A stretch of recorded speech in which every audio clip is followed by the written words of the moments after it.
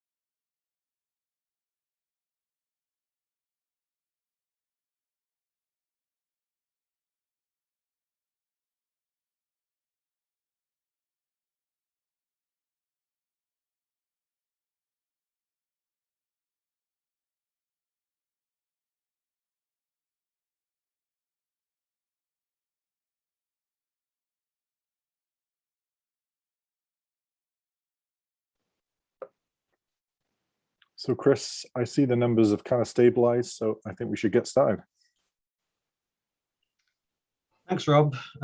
Good evening, everybody. Thanks for joining us on this dark and dramatic November 8th evening on the ancestral territories of the Coast Salish First Nation for a webinar which hopefully won't be too dark or dramatic. My name is Chris Osborne. I'm the Planning Manager at the Municipality of North Cowichan. With me on the webinar is Chris Hutton, our Community Planning Supervisor. And from Modus Planning, Design and Engagement, our consultants that have been with us on this project, we have Rob Bars and Susie Lunn.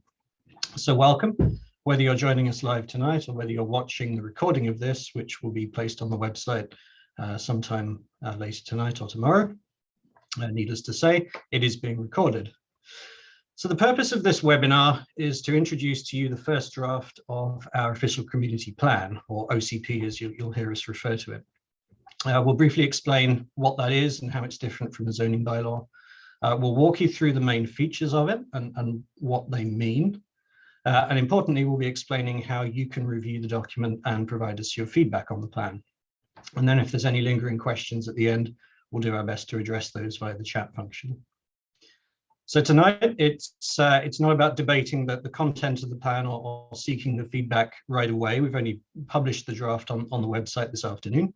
But today launches a 30-day period of public comment, which starts from now until December the 8th. So this is a period for anyone to review the document and offer feedback to us. And you can do as little or as much as you like on that. So this webinar will be led by our consultants who will explain how we got here and the public input that we've received so far that's led us to this point in producing a draft. And I think it's important to stress that the draft means exactly that. This is not the final product that we've put on the website. So staff and council will be reviewing all of the feedback that we receive over the next month. And as a result, there will likely be a number of changes and edits that will be made before the next draft is produced for council to review. Even then, that's not the end of the story. There will be a formal public hearing that has to be held before council can contemplate moving forward with adoption of the plan. And that's a final opportunity for any last amendments. And there'll be an opportunity for anyone with an interest in the plan to express themselves directly to council at that time. So with that said, I will hand over to Rob and Susie from Modus for the rest of this presentation. Thank you. Great. Thank you very much, Chris, and good evening, everybody. Thank you very much for joining us.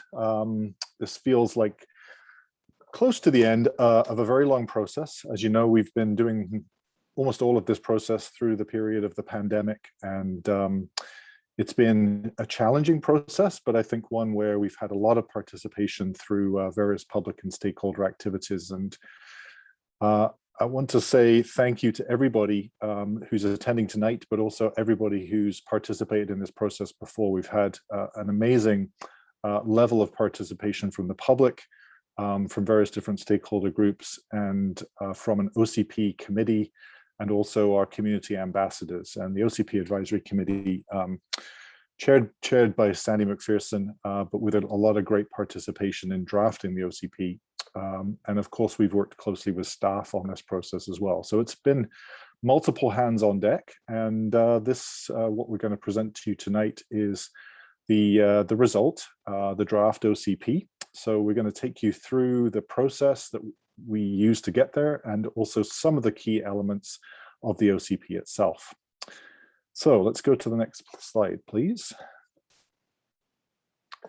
So tonight, we're going to just briefly reiterate the webinar purpose, give you an overview of how this project started and what the direction council gave us to draft the OCP.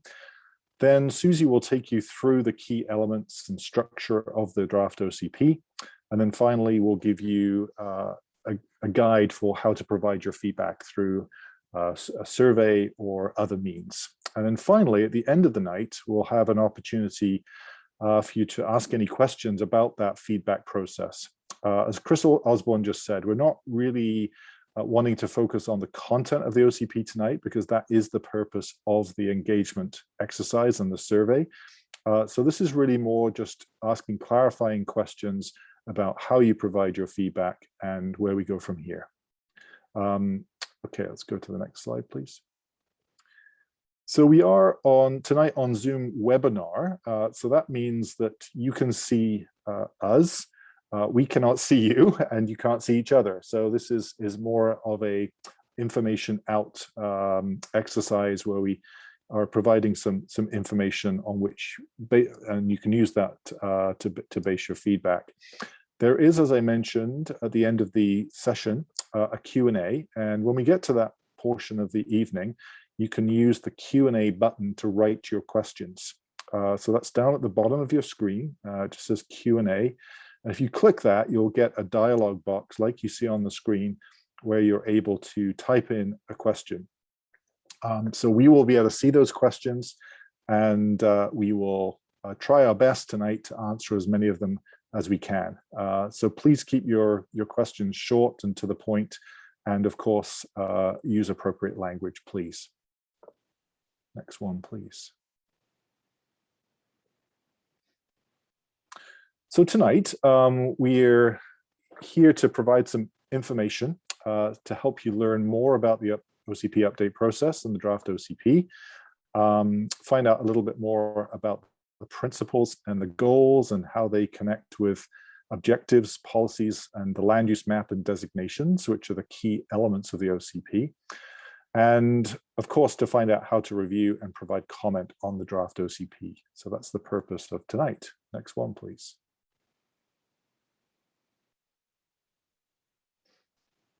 And let's go to the next one.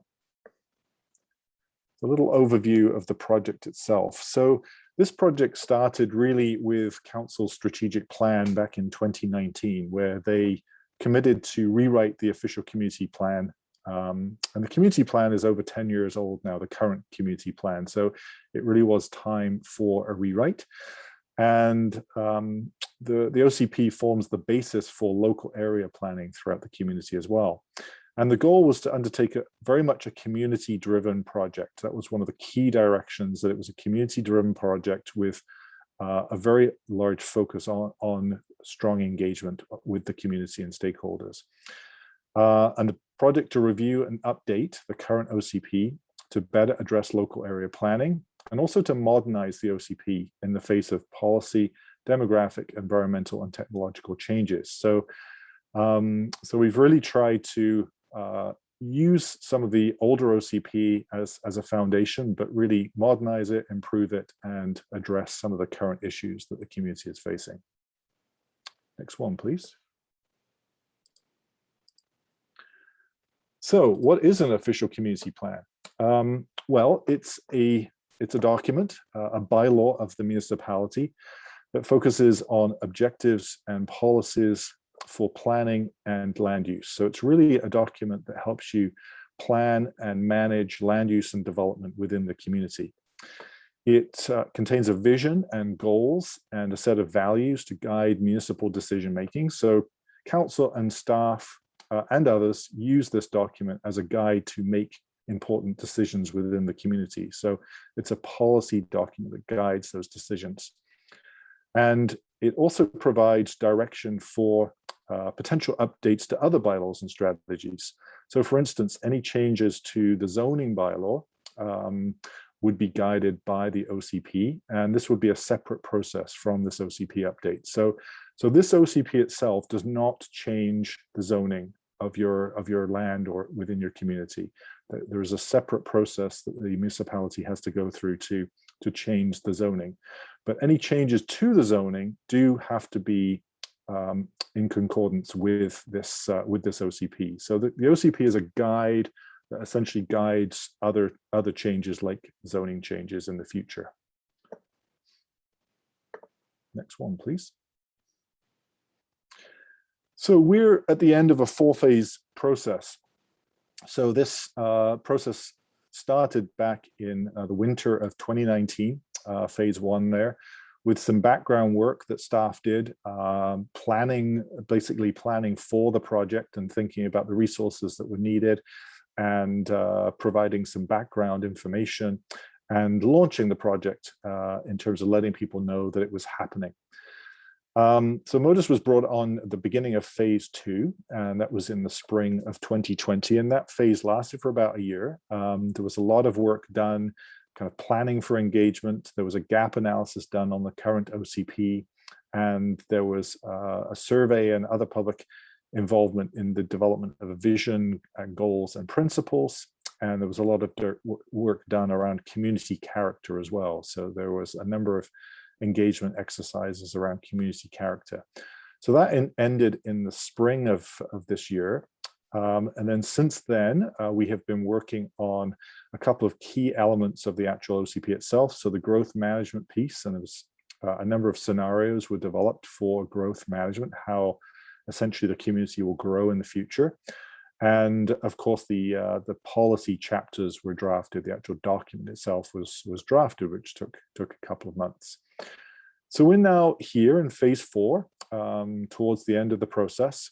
And basically, we're in this phase right now where we're asking the public for one final review of this draft OCP. So we're looking forward to everyone's comments on the draft. And then following that, the OCP will be finalized through a development of the bylaw, and that has to be read by council a number of times. And there is a public hearing where any member of the public is invited to comment on the draft bylaw. So there's still a couple of steps to go, but we are near to the end of this fairly lengthy process now. Next one, please.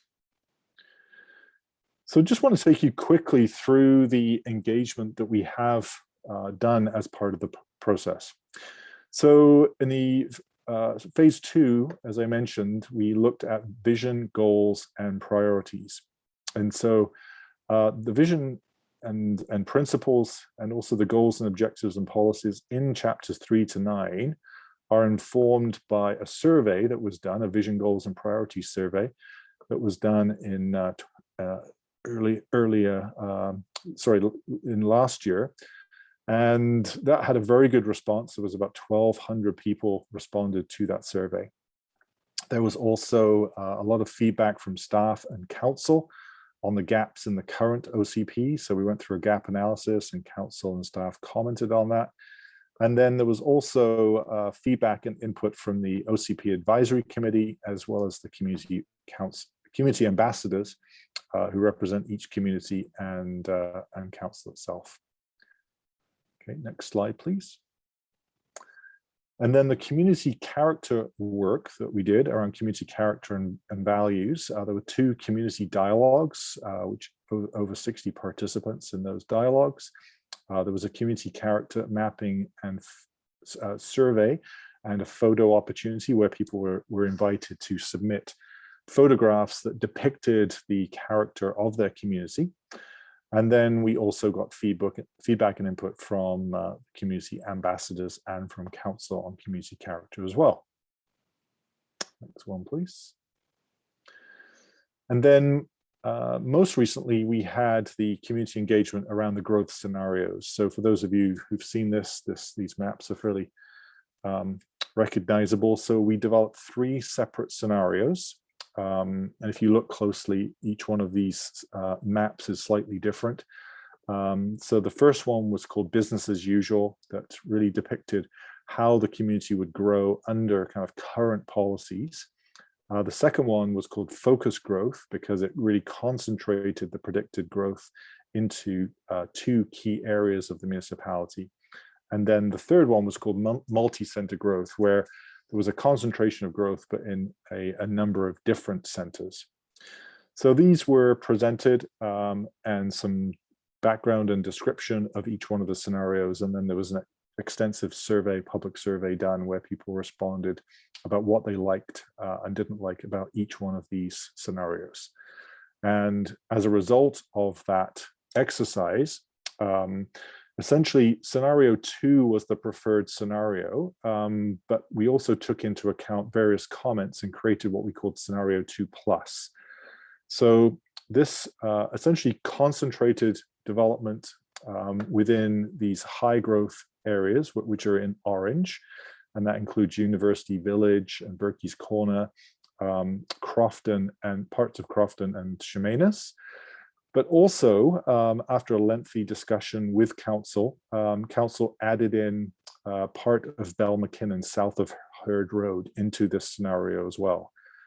And also some comments were reflected by including residential growth adjacent to the Crofton mixed-use area and mixed-use commercial core, I should say, that aligns with the current local area plan within Crofton. So basically, it was scenario 2 with some amendments to take into account some quite frequent comments from the public process. Next one, please. Okay, so just a quick poll to ask which of these engagement activities you've participated in so far. We're interested to see those folks who are here tonight, and we have about 130 people attending tonight.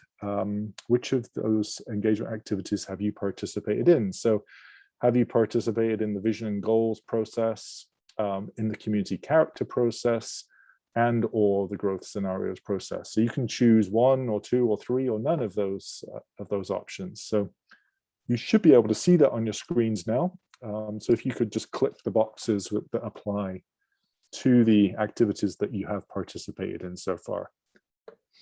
So go ahead and please do that.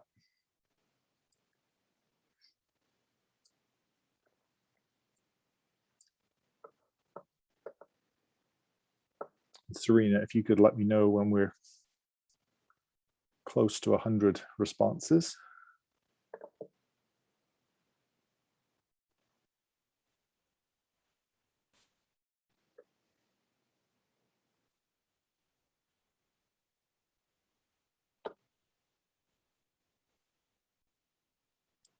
What's been, I think, gratifying as part of this process, I'll just chat a little bit while we're waiting for people to respond. As I mentioned, we have been doing this process through a pandemic. Certainly the first OCP I've done through a pandemic, and it has had its challenges, of course. But what we've felt very grateful for is how much people have participated in the different online activities that we've been able to design. So that's been, I think, to a certain extent, surprising for all of us how much participation there has been in the exercise, which has been, yeah, very gratifying.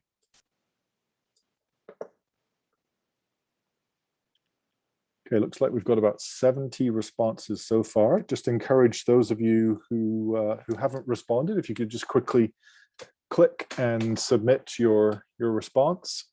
If you haven't participated in any of these things so far, don't worry, just leave it blank and just and just respond that you have not participated in any activities. That's totally fine. There's no obligation, of course. We're just kind of interested to see if we're reaching new people who haven't participated before, or those who have participated in previous exercises.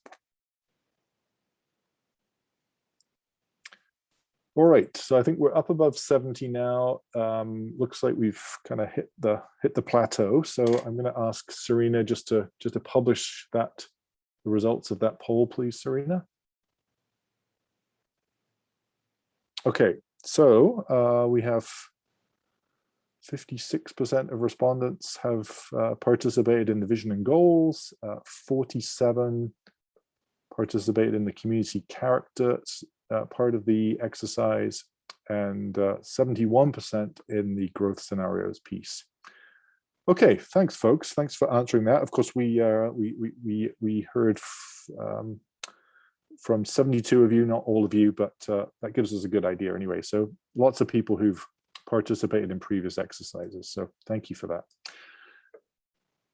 Okay, and so the next, or kind of the current stage that we're in right now, we've had a number of OCP advisory committee meetings and also received input from council that has been incorporated into this draft. So we're grateful for that. And again, the advisory committee has been just an enormous contribution from that group in terms of helping really shape the policy and provide the local context and knowledge that we as consultants don't have. So that's been enormously helpful, and just a very, very highly skilled group who've participated in that process.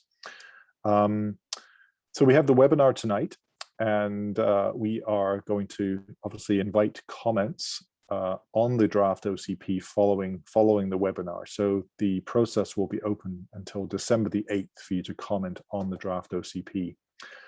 There is also a process to refer the document, the draft bylaw, to senior levels of government, local First Nations governments, and also neighboring municipalities. So that's a referrals process that happens once we've got a draft bylaw. And then that bylaw, the plan itself, and the bylaw that accompanies it is read, but it's called a reading by council, and that they have to read it a couple of times, and then it goes to a public hearing where members of the community are able to stand up and make comments on the draft bylaw, the OCP, and council then considers the plan for adoption. So as I said before, a couple of steps remaining, and that's basically the next steps that we're looking at. Next one, please. Okay, so now I'm going to turn it over to my colleague, Susie Lunn, and Susie has been the project manager for this OCP update throughout the whole process. She's done an enormous amount of work organizing and structuring the work, and also writing a lot of the content. So Susie, over to you. Great, thanks, Rob, and good evening to everybody. Really happy to be here to present this milestone to you of the draft OCP. As Rob said, we still have a number of iterations to go through, but really excited to hear your feedback over the next month through the survey that we've created and the draft document. So I'm just going to go through some high-level information on the draft OCP. The OCP is now up on North Cowichan's OCP website, so the information is there. So after the webinar, you'll be able to take a closer look, and then also be able to go onto the survey platform and respond specifically to some questions. But in general, the draft OCP has 11 chapters plus the appendices. Chapter 1 introduces the OCP and includes background materials and and contextual information. Chapter 2 includes the vision, goals, and principles and frameworks. And chapters 3 to 9 respond to the goals, and they summarize the context, the opportunities, and the challenges we face in pursuing these goals. In addition, they also include objectives and policies that we will follow to achieve the goals. Now, when we talk about policies, these are this is what's required in the Local Government Act that we outline policies, and what there are actions. And in the OCP, you'll see kind of a bulleted list under the municipality will, or the municipality can, and so it'll be listed under there. And in addition, we also have Chapter 10, which includes the development permit areas, Chapter 11, development approval information, temporary use permits, and then the appendices, which are the maps, the local area plans, and the comprehensive development area plans. And so in addition to the specific goals that I'll go into in a moment, we also have these overarching frameworks, the climate action and social justice framework. And so they kind of provide a way to mainstream this lens throughout the document. So throughout the document, you'll see little icons that highlight how certain actions or certain policies apply to climate change and social justice. So in this next section, I'm going to go over the vision principles and then the goals and some of the big moves for each chapter. And what we mean by big moves are some significant changes that have been made from the 2011 OCP and highlights that we think are worth mentioning tonight.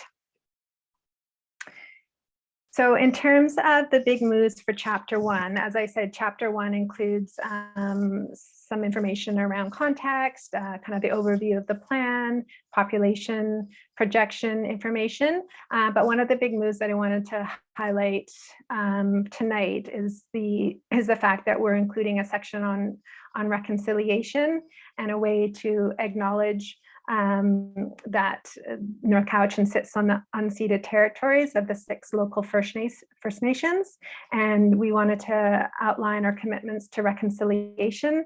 And really this section responds to one of the principles that I'll go into in the next slide, which is to strengthen cooperation and mutual support by working collaboratively with First Nations towards respective community goals and objectives, which is vital to fostering more resilient and connected communities.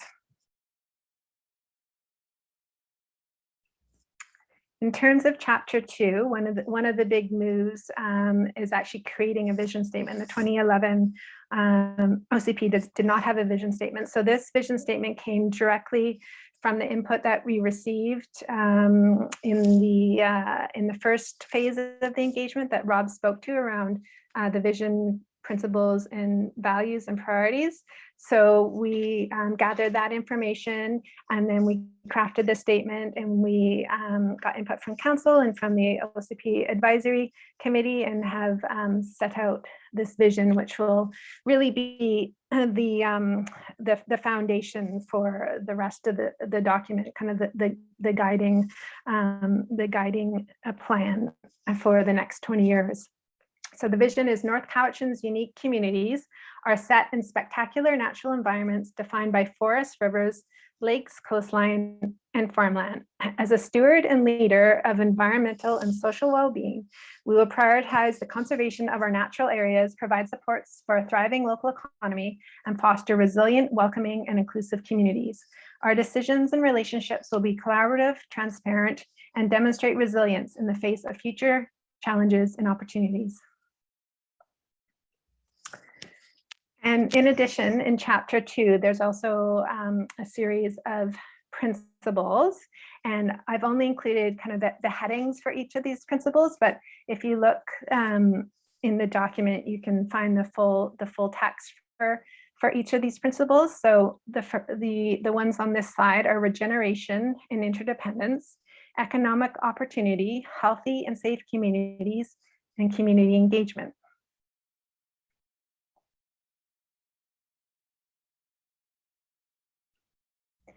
And then I know I said I wasn't going to go into the specifics of the principles, but because regeneration is such a foundational principle and it's woven throughout the document, I just thought I would just spend a little time, these 3 bullets on what we mean by regeneration. So regeneration describes a process that restores, renews, and revitalizes the environment, economy, and our society. It uses a participatory approach to create resilient and equitable communities that revitalizes human and natural resources, the planet, and society as a whole. In the context of the OCP, we use it to mean to restore to a better state. And then the other principles that are in chapter 2 are reconciliation and relationship building, change, adaptation, and resilience, responding to climate change, responsible governance, and active leadership, and social justice and equity. So all of these principles are woven throughout the chapters as well.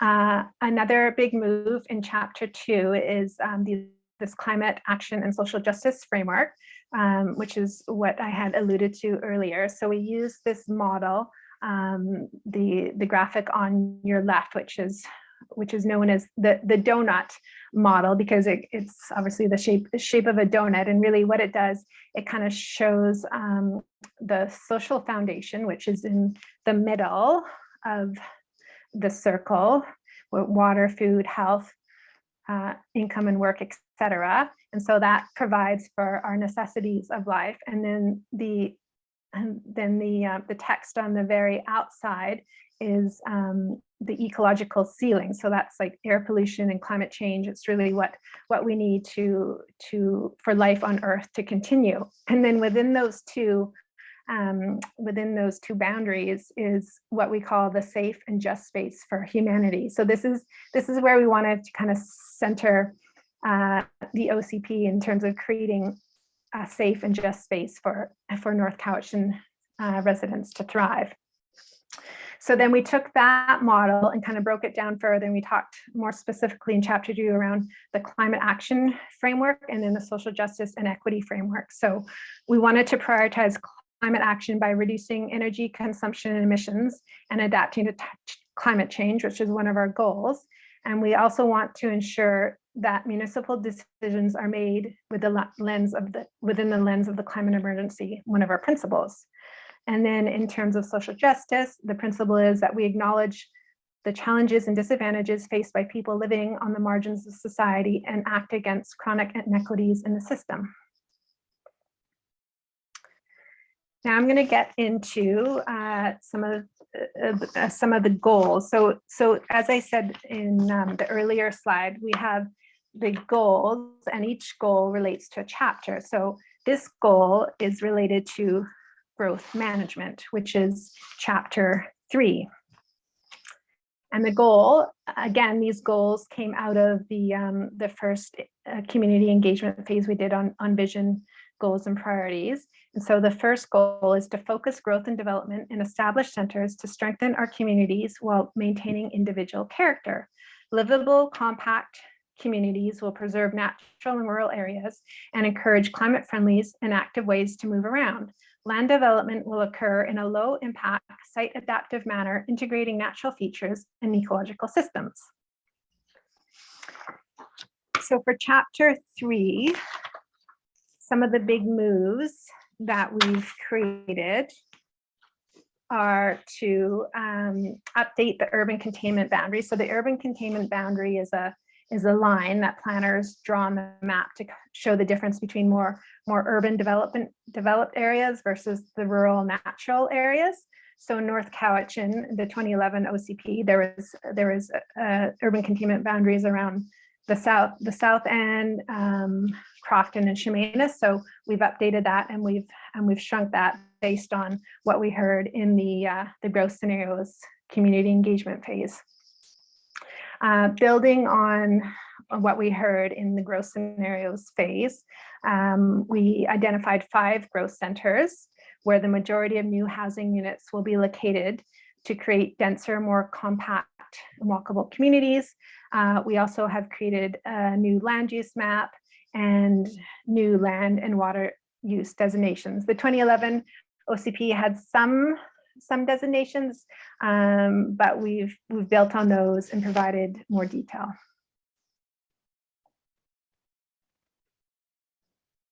In terms of the proposed urban containment boundary and the growth centers, so the objective, and this comes straight from the draft OCP around the urban containment boundary, is to focus development to the reduced urban containment boundary to protect rural and natural areas from extended residential development and to prevent residential intensification that necessitates extensions of road networks and increased automobile dependency.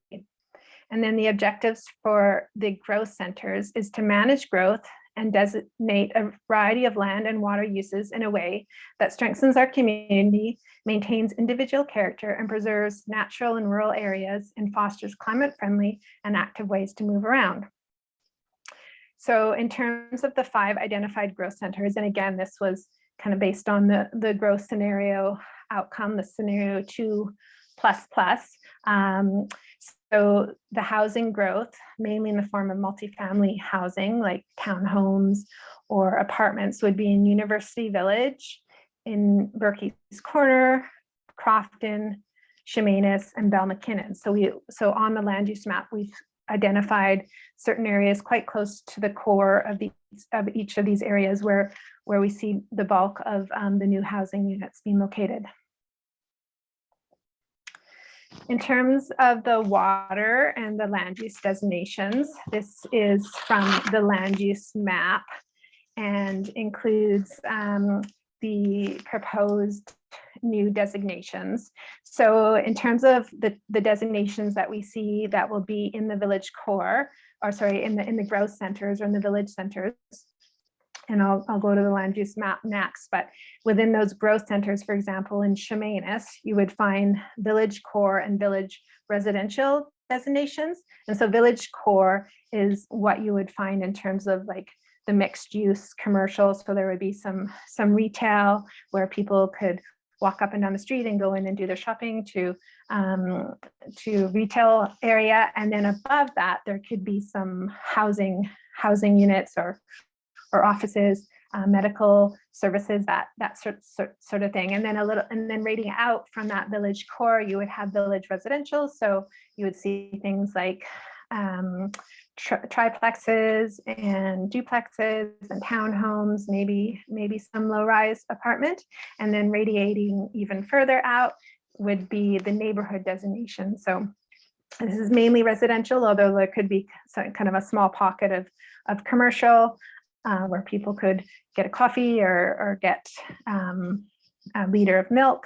And then from there, so then that's within the urban containment boundary. And then outside of that, you would have rural residential. And then in various pockets around the municipality, there's commercial land use designations, industrial and employment, and civic. Civic is things like schools and community centers. And then again, outside of the urban containment boundary is a kind of a bigger designation that would include agriculture, forestry, conservation areas. And then we've also created 2 designations that we would either leave for the future, for future councils to decide on in terms of future growth areas. And that's specifically related to Balmackinnon, north of Herd Road, and then future studied areas. There's a couple of spots that need further study to decide what sort of designation they would be. And then in terms of the water use designation, so these are similar to what is in the 2011 OCP. We've provided a little bit more detail on them and added the lake and the nearshore environmental designation. They include estuary, marine commercial, marine industrial, and recreational, and these are all centered along the coastline. Okay, let's go to the land use map. So this land use map includes all the designations that I spoke to, and I realize that it's probably hard to see on your screen. So what we've done is it's obviously in the draft OCP that you can have a look at. We've also created an interactive map version of this. So the North Cowichan's OCP webpage will have a link where you can click onto kind of a GIS-based version of this map, and you can zoom in and see the information a little bit more closely. But I just wanted to point out right now, the black line is the proposed urban containment boundary. So this is, some of this has shifted from the 2011 OCP. So there's one around Chemainus, and there's a urban containment boundary black line around Crofton.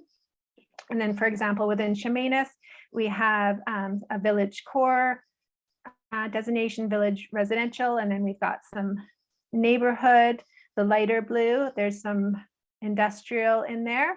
And then outside of the urban containment boundary, we've got big swaths of the agriculture, forestry, and conservation areas. And then, as I said, along the coastline, we've got the estuary designation, marine commercial, some nearshore environmental, marine industrial, and recreational. And then obviously the lakes are the lake designation. So that's the northern portion. And then the southern portion, again, shows the revisions to the urban containment boundary. So urban containment boundary has been revised quite a bit around the Cowichan Lake area. As I said, the Balmackinnon north of Herd Road is this potential future growth area that would only be looked at once the rest of Balmackinnon has been built out. And we've had Berkey's Corner, some village core in there, and village residential, and same with the University Village area.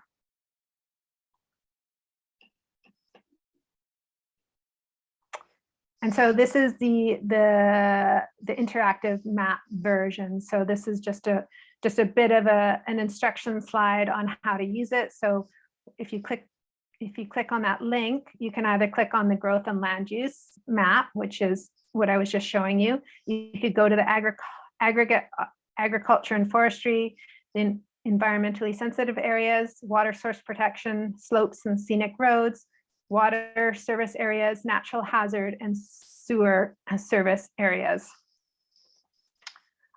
So yeah, you can put in an address and it will zoom right down. So I think will be a really helpful feature if you want to have a little bit more information about the various maps that will be appended to the OCP. So moving along from chapter 3, chapter 4 is the resilient and inclusive communities. So the goal for that this chapter responds to this goal is to build resilient, supportive, inclusive communities that enhance health and well-being and provide opportunities in recreation, arts, culture, and access to nature. So the big moves for chapter 4 is that we've included objectives and policies to build resilient, supportive, inclusive communities, to foster social connection and resiliency, promote artistic and cultural expression, honor heritage and archaeological resources, and promote recreation and active, climate-friendly and transportation opportunities. In terms of the housing goal, it is to encourage and enable a diverse mix of housing types and tenures and levels of affordability to accommodate the needs of the community. And the policies and the objectives that respond to this goal is to encourage and enable a diverse mix of housing types and tenures and levels of affordability to accommodate the needs of the community, including those most vulnerable. Add to vibrancy and walkability in the villages by increasing the number of multifamily units, such as townhomes and apartments in the core, and increase rental and affordable ownership options. The natural environment goal is to enhance our natural environment by protecting and regenerating our rural countrysides, forests, rivers, lakes, and oceans. And some of the big moves in chapter 6 that responds to this goal is to protect the health and biodiversity of ecosystems that are fundamental to our community, preservation of trees and urban forests, and improvements to soil and water quality, and inclusion of the municipal natural assets framework. And we have also updated the natural environment and hazards development permit areas, which are in Chapter 10. And the goal for the food security and local agriculture chapter is to enhance food security in North Cowichan by encouraging local food production and protecting farmable land. And some of the big moves that respond to this chapter is to enhance food security by encouraging local food production and encouraging regenerative farming practices to enhance soil fertility, protect biodiversity, and increase carbon storage. And the goal for the economy section is to support a thriving economy that focuses on sustainable jobs and local businesses, including green technologies and innovative agriculture, which leads to meaningful work and prosperity for all and responds to regional economic change. And some of the big moves for this chapter that responds to this goal is to support sustainable jobs and local businesses, including green technologies and innovative agriculture, which leads to meaningful work. And also to support the philosophy of a regenerative economy that focuses on strengthening and diversifying the local economy through environmental restoration, social well-being, and is resilient to shocks and disruptions. And Chapter 9, the goal that relates to infrastructure is to build resilient, supportive, inclusive communities that enhance health and well-being. And some of the policies and objectives that respond to this goal in this chapter is to support our water, wastewater, stormwater, solid waste systems, and related services in a sustainable manner, and to consider green infrastructure elements in addition to the more typical gray infrastructure, such as pipes, include vulnerability risk assessment and integration of climate change considerations into infrastructure choice, design, implementation, and maintenance. And finally, the last few chapters include Chapter 10, which has the development permit areas. So we have 6 development permit areas: the multi-unit and intensive residential development, commercial and industrial development, natural environment, hazard lands, farmland protection, greenhouse gas emissions, and energy rejection. Chapter 11 includes the development approval information area and temporary use permits. And then the appendices have the maps, the appended local area plans, and then the comprehensive development plans. Okay, that's it for my section. I'm going to hand it back to Rob to finish off. Great, Susie. Thanks for taking us through that. And folks, we know, there's a lot of information in OCP. It's a very comprehensive document, a large document. So we've done our best to try and give you a quick summary tonight. But of course, what we really want you to do is take a look at the online survey and the document itself and give us your feedback. Someone did make a comment that we don't have time to look at it, and that wasn't the intent of tonight. Tonight was really just to present the document and then let you go away and look at it in your own time over the next month, essentially. So just quickly, in terms of next steps, we have the webinar tonight. We will look forward to your comments, and I'll just describe in a second how you can comment, the best ways to do that. There are the intergovernmental referrals I mentioned earlier, and then we're into a process of revisions and bylaw readings, which will be early next year. Next slide, please. So yeah, we really want to hear your feedback on this draft document. It is a draft. We look forward to getting your comments. And the way to do this is either online, and you can go to northcowichan.ca/OCP, and it should be very clear how you can look at the document and also comment on the using the survey platform. You can also pick up paper surveys as well. If you don't want to do it online, you can get a paper survey at Municipal Hall or at the Cowichan or Chemainus libraries. And we'll also have reference printed copies of the draft OCP at those locations as well. The other way of commenting is to send an email in via the website as well. Next slide, please. So the main way, probably the easiest way, if you're able to, is to go online to northcowichan.ca/OCP.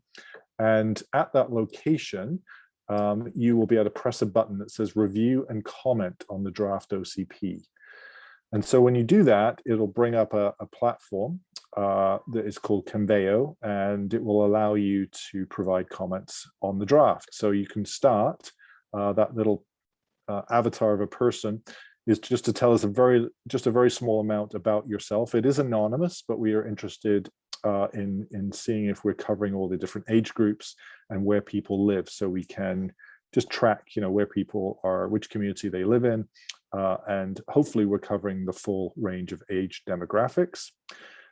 Then you can comment on the draft OCP itself, and the way it's structured is that we've provided an executive summary, so you can respond just to the information in the executive summary, or if you want to go into the detail and read the actual full chapter and find out more detail in the full OCP, there's a link in each section that takes you to that as well.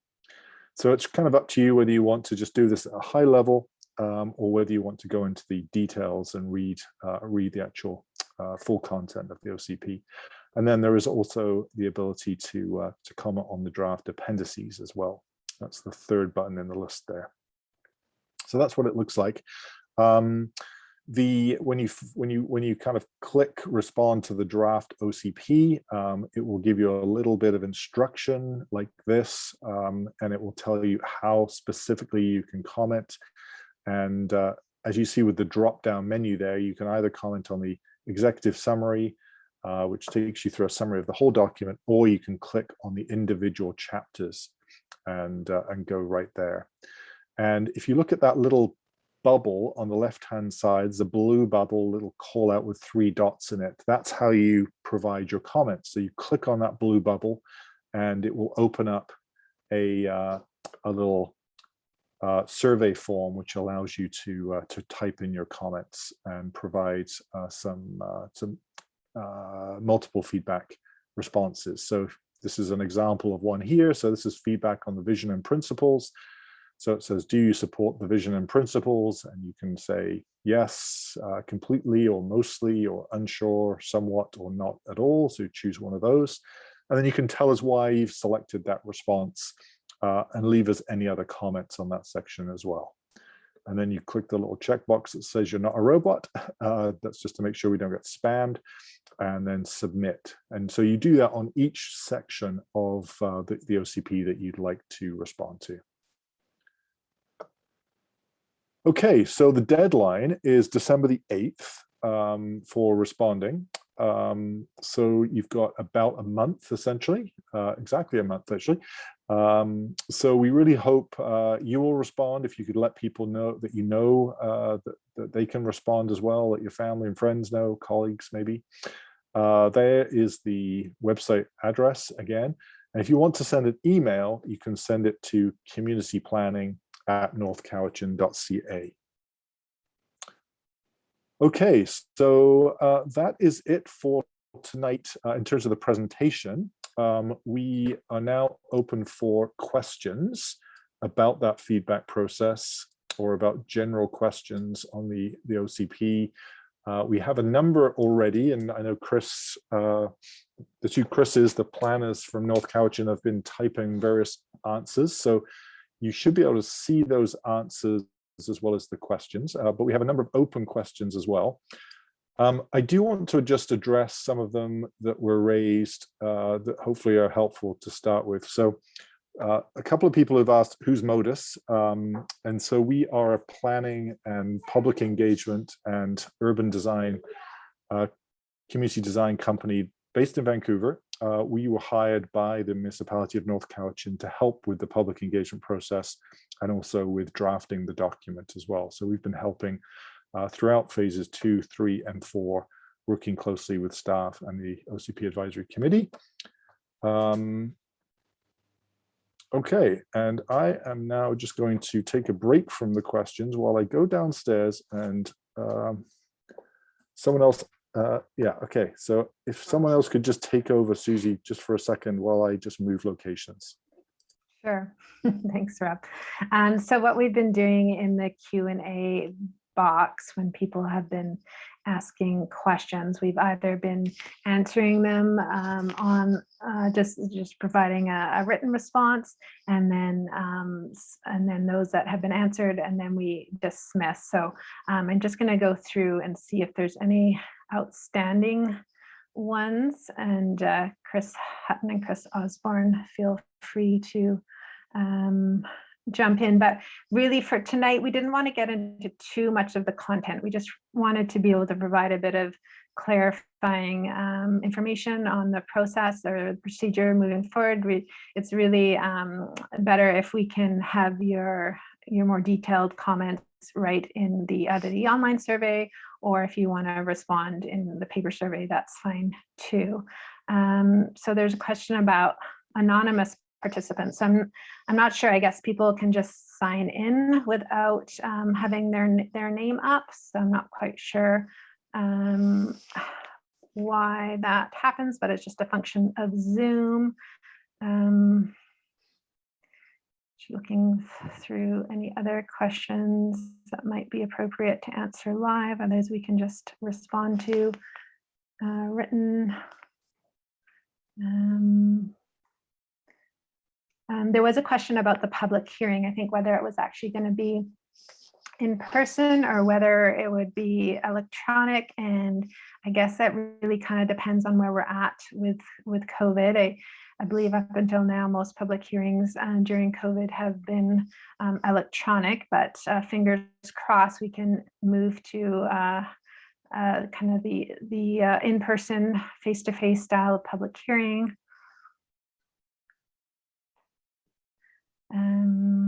Hey, Susie, I'm back, so I'll take you're over back. the, Okay. the moderation. Sorry, I had to move locations, folks. My 5-year-old needed to go to bed.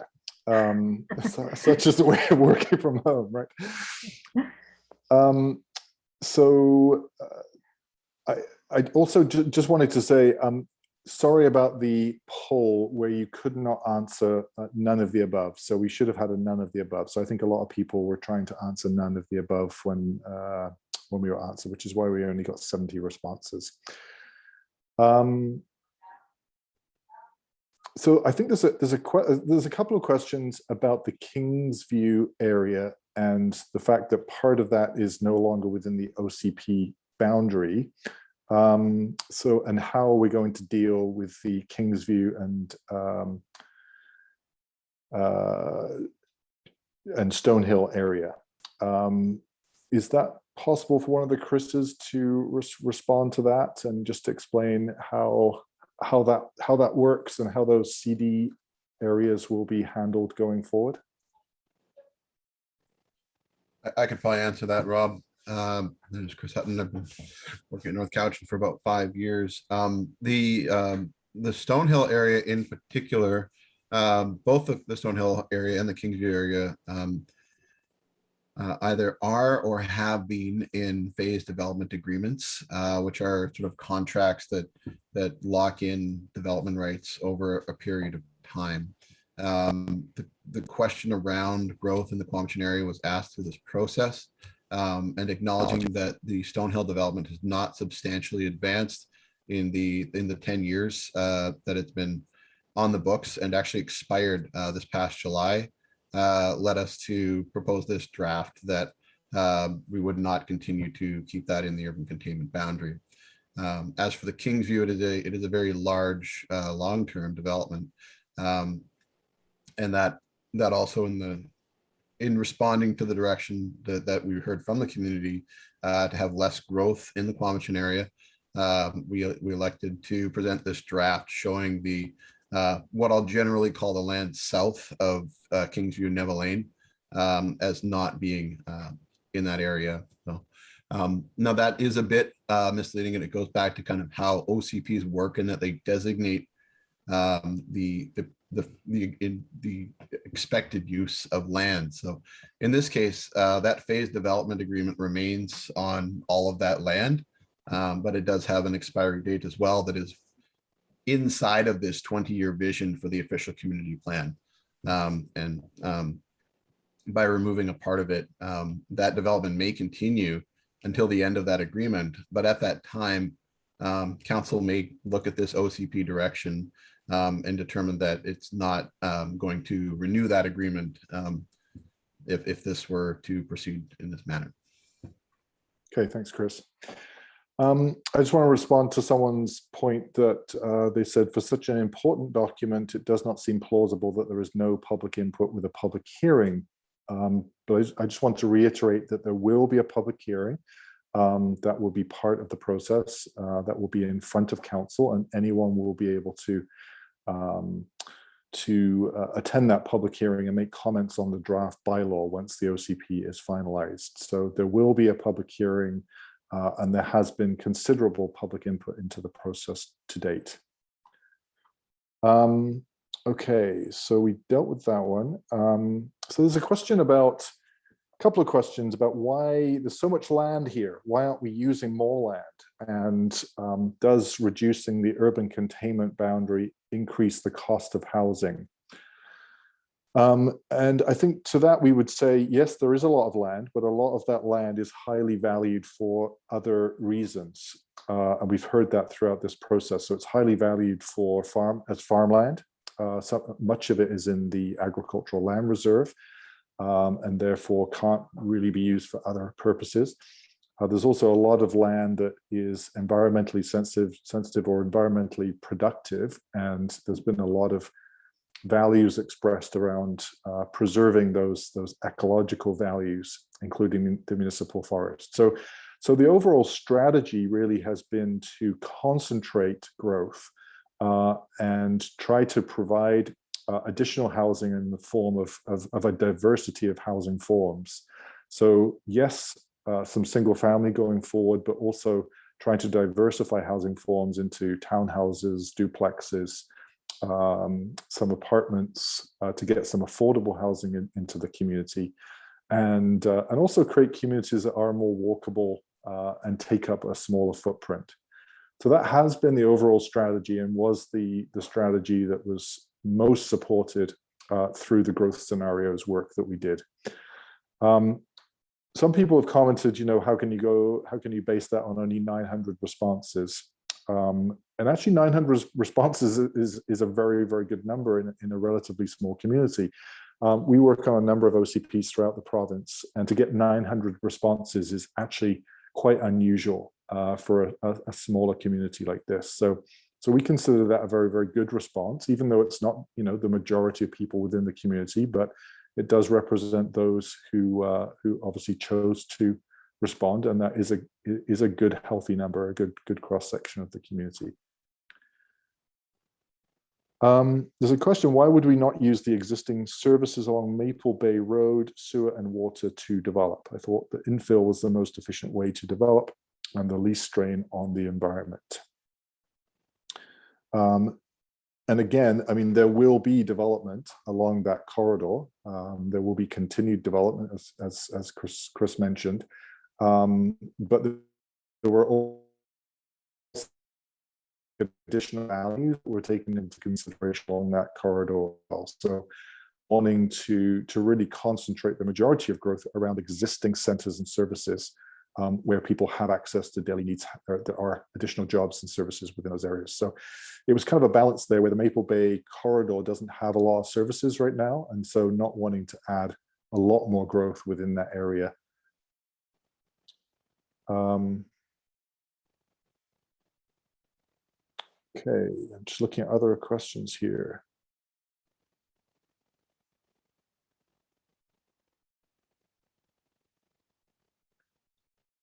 Sorry, the questions keep jumping around for me here. Does innovative agriculture mean we're reducing the number of ranches and cattle in North Cowichan? I think innovative agriculture is really trying to encourage people to to grow food locally. I mean, there is a definite policy and strategy to try and encourage local agriculture, and local agriculture that is growing food for the local community, not exclusively, of course, but trying to grow more of the food that people need within the local community, so that there's that kind of local food security, local food self-reliance aspect to the OCP. There is also a strong emphasis and encouragement for growing food in a regenerative way. So growing food while trying to restore the fertility of the soil as well, and of the biological productivity of the farm itself. So we know we don't have a lot of control over that, but that's kind of a strongly encouraged direction, and hopefully we can work with the local farming community to achieve that.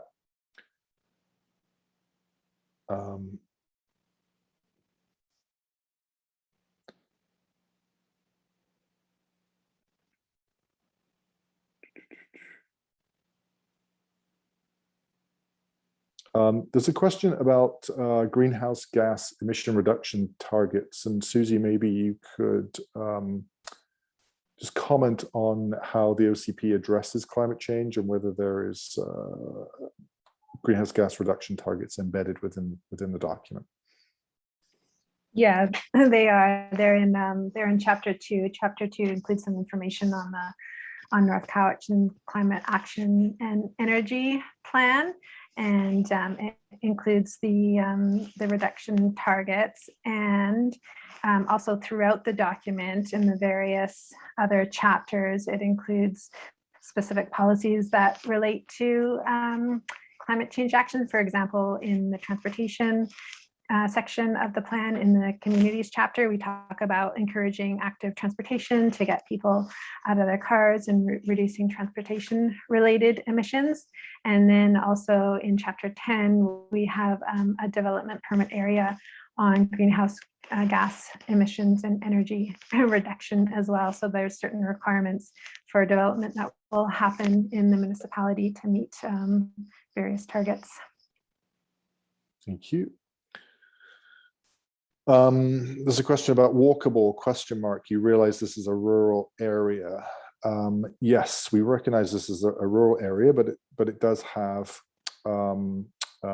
towns and villages which have services, and so those towns and villages do allow people to walk within those areas. So the strategy is to try and concentrate new development and new housing within those areas where people can walk. And we realize they're not going to walk to all of their services by any means, but they can walk to some, and so that will reduce the number of vehicle trips that are made. It also gives people the opportunity to get that exercise, to be active as well. So we think it's a reasonable and progressive strategy.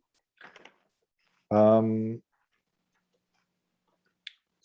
are people, okay. Questions about, I would encourage you to keep an open mind because you have not heard from the community. Well, we are keeping an open mind. We have heard from a lot of people within the community, but we want to hear from more. So that's the purpose of this stage of the process, is to hear from as many people as we can. So looking forward to comments here.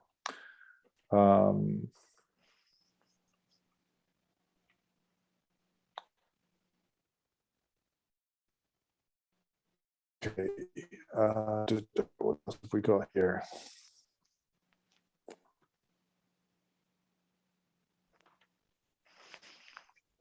There's a question, how do I find the online survey? You go to northcowichan.ca/OCP and you should be able to see that.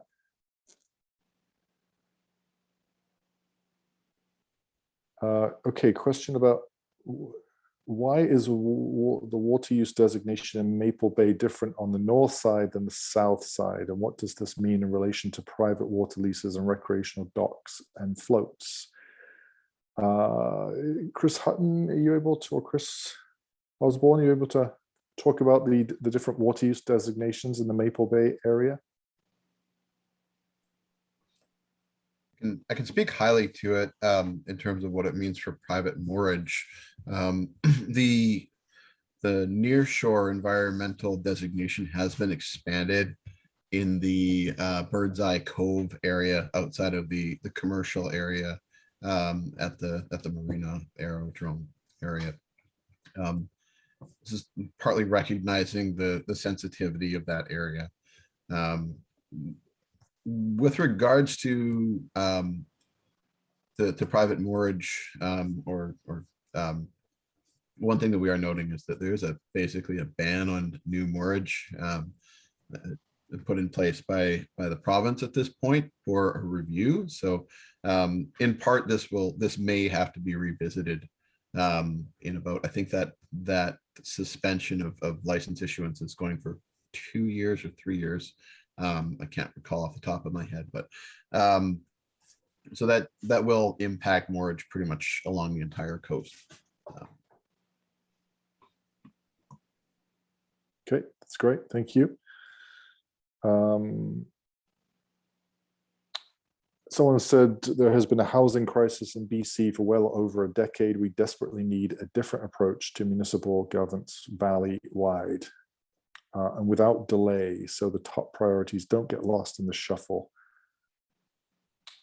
As the style of municipality by municipality governments has done for too long. Well, there is, we would point out there was a region-wide housing needs assessment study done this last year.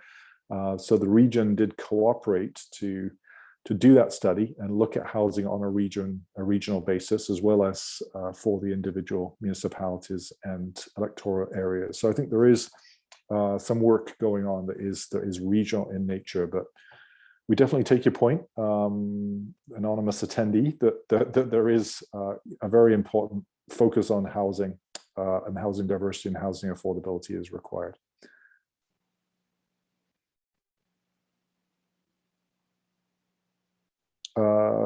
Someone has just followed up on the question about the 2030 GHG reduction targets. Susie, do you know what the baseline year is for the greenhouse gas reduction targets that we're using? Is it 2007? Yeah, I believe it's 2007. I'm just pulling it up in the document, so Jane, I can get you the page that you can look at. Just give me a second here. I'll respond in the.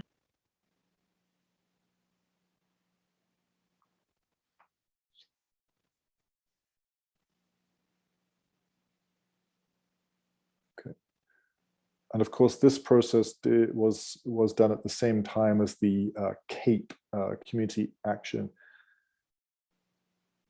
and Energy Plan was been updated as well. So there was the benefit of kind of that parallel process that took a deep dive into modeling the greenhouse gas emissions for the municipality as well. So really the information for greenhouse gas reductions came through that process.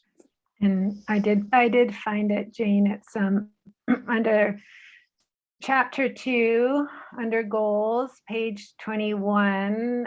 Goal number 7 is to prioritize climate action by reducing consumption emissions and adapting to climate change. And the target is to reduce greenhouse gas emissions by 100% and electricity use by 12% by 2050 based on 2007 levels.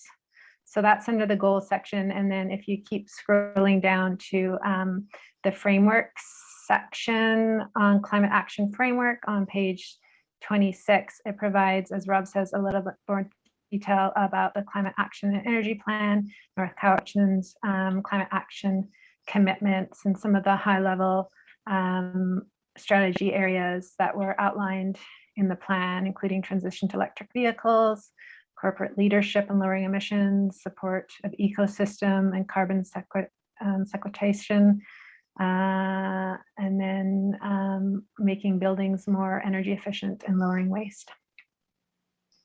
Okay, thank you. There's a comment from an anonymous attendee saying, there has not been considerable public input to date. You've heard from some residents. The OCP will be complete by the time you listen to the public. Well, I'm not quite sure I understand the comment, because the whole point of tonight and the next month is to hear from the public about the draft OCP. And as mentioned, there will then be a public hearing to hear from the public as well. So there are additional opportunities. We've heard from a lot of people, as I've mentioned, not everybody, absolutely, but we've heard from a lot of people, and we are open to hearing from anybody during this part of the engagement. There was a question about how will North Cowichan track soil regeneration, no-till, low-till? Will they mandate field sensors? No. So this is a high-level policy document. We're encouraging approaches like regenerative agriculture, but no, we're not going to be. Municipality is not going to be tracking those efforts. That will be done by the farming community. And the thing about OCPs is, the municipality does have limited jurisdiction. And so I think the aspirations of the community are very high, but on some things there's limited power and ability to have an influence on some of the goals that the community cares about. So in that case, we take an approach where we take a partnership approach or an advocacy approach and encourage other organizations or try to work together with other organizations, and in that case, the farming community, to try and achieve some of the community's goals. It's tough though. Yeah, it's not an easy, straightforward solution to a lot of challenges that many communities face. So do our best to work together in partnership on some of these difficult things.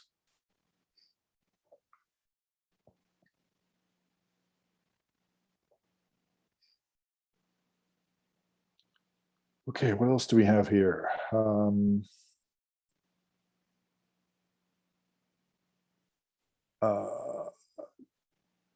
There's a question about, is the Malatest child care needs report embedded somehow in this plan? Can you comment, please? Susie, could you answer that? Sure. Yeah, it's in the chapter on resilient communities. We have a section on child development and childcare, and we took some of the targets from the childcare needs report and embedded them in the OCP. Thank you. There's just a caution, Susie et al. Please be very clear, discussion or input from Cowichan tribe staff does not necessarily imply consent. Please review UNDRIP, and yeah, just wanted to make sure that we're aware of the level of consent there. Thank you for that comment. Rob? Yeah, go ahead. I would actually like to just sort of tangentially address that. I think it's important for everyone in the community to know that I think Susie probably went through it with the legislative requirements of an official community plan, that the council, distantly from a legislative requirement, council is required to consider engagement with First Nations, but they've also endorsed an engagement plan that involves engagement with area First Nations, including Cowichan tribes. So while this community input process is going on, and we'll be reporting back out on what we heard and incorporating that into the draft, there is also a referral, a very active referral, to all 6 area First Nations, who will be providing comment and input on the draft as well. So that's it's a very direct government to government conversation that that happens as well as part of finishing up this OCP, moving towards a combined vision for the community.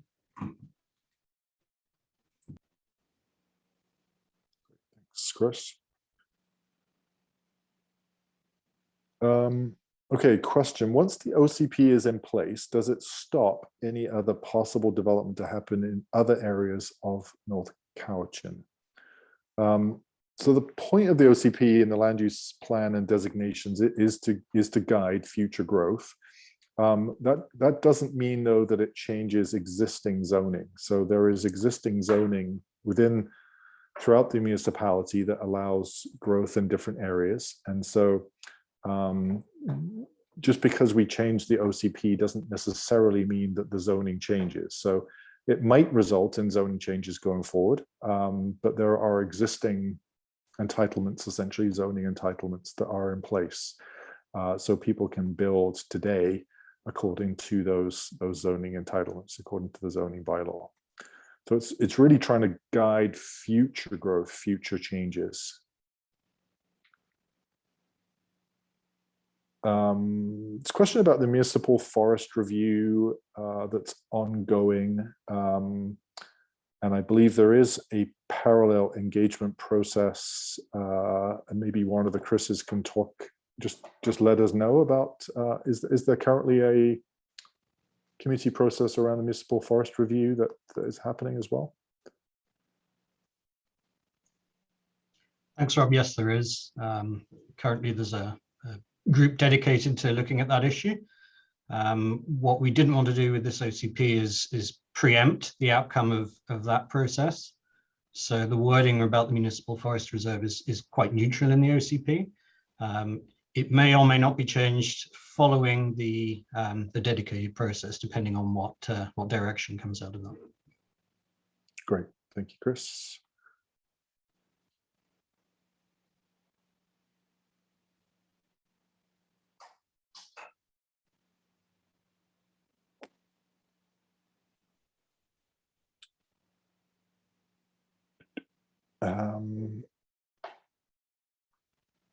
There's a comment about whether 30 days is enough time for the review. I think generally through this process, we've found that about a month is about the right length of time. We get a lot of response within the period of a month.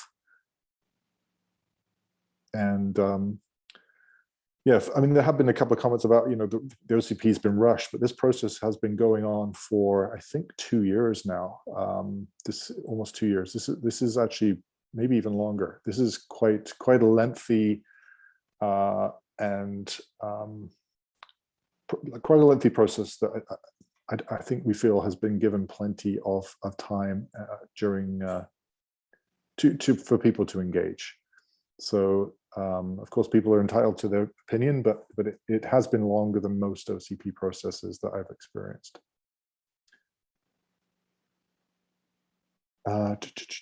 See, what else do we have here?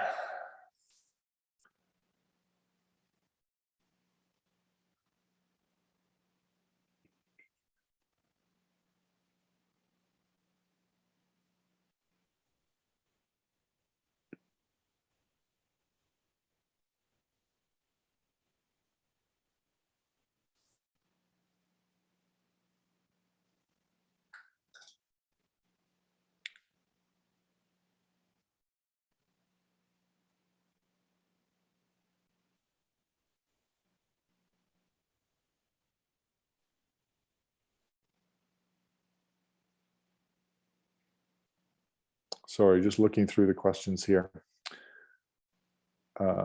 Does the report differentiate between food production for humans versus food production for livestock? It doesn't, but I know that can be an issue when people want to see kind of food production for local human consumption, and they feel that a lot of farmland is taken up for livestock, growing hay, etc., and grazing. It doesn't, but there is kind of a strong direction, as I mentioned, to try and encourage local food for local consumption, local human consumption. But we don't specifically have policies about that.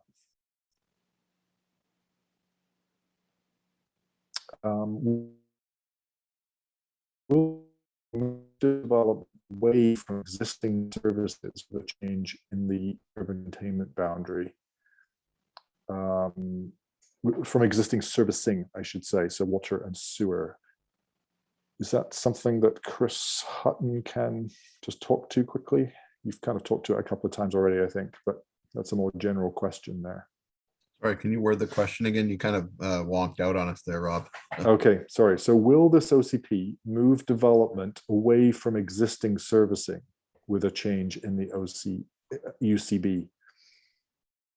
No, it's primarily it does trim the UCB in a number of areas that are not developed at the moment, and directs growth more towards areas that are already serviced. The one exception being the Bell McKinnon area, sort of the south of Herd Road area, which does not currently have sewer, but with the construction of the new Cowichan District Hospital, will necessarily have sewer.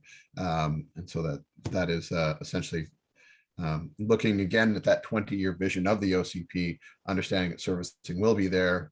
There's an opportunity to target growth to that area. Great, thank you. In the presentation, we mentioned area planning. However, the municipality does not specifically have neighborhood plans except for Bell McKinnon, although it does have neighborhood plans for University Village. There's also the Chemainus intensification plan and the Crofton local area plan as well. So there are a number of local plans, and the idea is to guide other ones where there are not local plans in place. Will other plans, such as the transportation plan, parks and rec, climate plan, climate action and energy plan, be referenced in the OCP? Susie, one for you maybe? Sorry, I was reading the questions. Can you repeat the questions, Rob? Or the question? Will other plans, such as the transportation plan, parks and rec plan, climate action energy plan, be referenced in the OCP? Yes, we want to include some very general information on implementation after we've gone through this round of engagement and we synthesize comments and create version 2 of the document. We'll include some information on implementation, and that will include reference to how this OCP aligns with the other plans, because Sandy is correct. The master transportation plan is being updated as we speak. The municipal forest reserve is going through a review process, and the Cape is undergoing modeling still. So yeah, there's kind of a few other pieces that are being developed in tandem. Thank you. Okay, so I see we're at time. We said we would go to 8:30. It's a little bit over that now. I'm hoping we've answered most of your questions here, either through typed answers or through some of the responses. I think what we're going to do is we'll just look through these questions and see if we can respond to additional questions that we haven't covered on the website over the next few days. So yeah, so I think with that, I want to respect people's time. I see the numbers are dwindling in terms of our attendees as well. So I think we'll say thank you very much, folks. Really appreciate everybody attending tonight. As I've said before, we really appreciate your input during this whole process. We know it's been a fairly lengthy process and through a difficult time. So really appreciate that you've provided input and took the time to provide these questions and comments tonight. And yeah, we really hope that you will provide thorough feedback on the draft OCP over the next month. So just a reminder that the deadline for responses is December the 8th. And yeah, please go to and encourage your friends to go to northcowichan.ca/OCP. And yeah, we look forward to receiving all of your feedback. So with that, I will thank Chris Hutton, Chris Osborne, Susie from Modus, and also Serena, who's been working in the background there to work the technology and organize things for tonight. So thank you, everybody. Take good care, and we will see you in the future during this process. Thanks very much indeed. Thank you, everybody. Good night. Take care.